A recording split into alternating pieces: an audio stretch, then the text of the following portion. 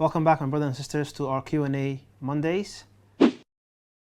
Hafsa is asking, can I pray Isha 60 or 90 minutes after Maghrib? The way we calculate the time of Isha is told to us by our Prophet ﷺ, and he mentioned that the time for Isha is after the sun sets for Maghrib. You have the red twilight that you can see from the horizon, and as soon as that disappears and it becomes fully dark, it is Isha time.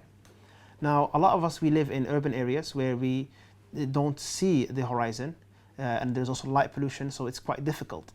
Many of us, alhamdulillah, nowadays we utilize timetables, and my advice to you is to utilize your timetable, the timetable for your local masjid, and that's how you can find out exactly when you can pray Isha and when it starts. Also, as the seasons change, the time difference between Maghrib and Isha changes as well, so it's very difficult for me to pinpoint to you and tell you it is 60 minutes or 90 minutes. My advice to you is to look at the timetable that you have for your local mosques, and the exact timing of Isha is when the red twilight after the sunset disappears. Amina is asking, are shellfish permissible to consume? Crabs, oysters and the like. Now, as Muslims, we know that it is Allah subhanahu wa ta'ala that tells us what is haram and halal. And we have evidence in the Quran, such as Surah Al-Ma'idah, ayah 96, where Allah subhanahu wa ta'ala tells us that we are allowed to consume whatever is in the ocean or the sea. Similarly, the Prophet ﷺ said in the hadith that which is in the sea or the ocean, that it is halal for you, الطهور ماؤه الحل ميتته.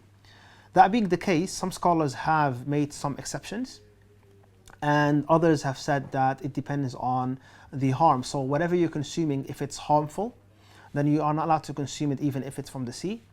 And other scholars have also added another point, which is if it is a predatory animal. But there is khilaf in that as well. But looking at the general ruling, everything that's in the ocean is halal for us to consume as long as it is not harmful. And Allah knows best. This questioner is asking about the Taraweeh prayer, how many rak'at is it? And the answer is, there is no limit to how many rak'at you can pray as long as you end it with a witr. Yes, a lot of mosques pray about 20, and you'll find some others that pray 11. And there are many narrations that tell us that you can pray this one or that one, but the general principle is Salatul Layli Mathna Mathna, that it is prayed in units of 2, and when you are done with your salah, then you finish it with witr. So there is not an exact number that you have to stop at, but we know the Prophet ﷺ in his home, like Aisha reported, used to pray about 11. And also we know that when Umar al-Khattab brought the companions together to pray Taraweeh in the Masjid, they prayed about 20. So we know that, but you can increase or decrease depending on your situation. So this person is asking about the people that hate Islam and Muslims, and they might comment on some posts. How should you deal with them? The best way to deal with them is to ignore those people. Allah says in the Quran, وَإِذَا خَاطَبَهُمُ الْجَاهِلُونَ قَالُوا سَلَامًا. So ignore those people. They have nothing fruitful to add to the conversation, and that's the best way to deal with them. Sibi is asking about prayer beads, the misbahah, whether we are allowed to use it or not. And the answer to this is, we are allowed to use it, but it is always better to use your hands. That is the sunnah.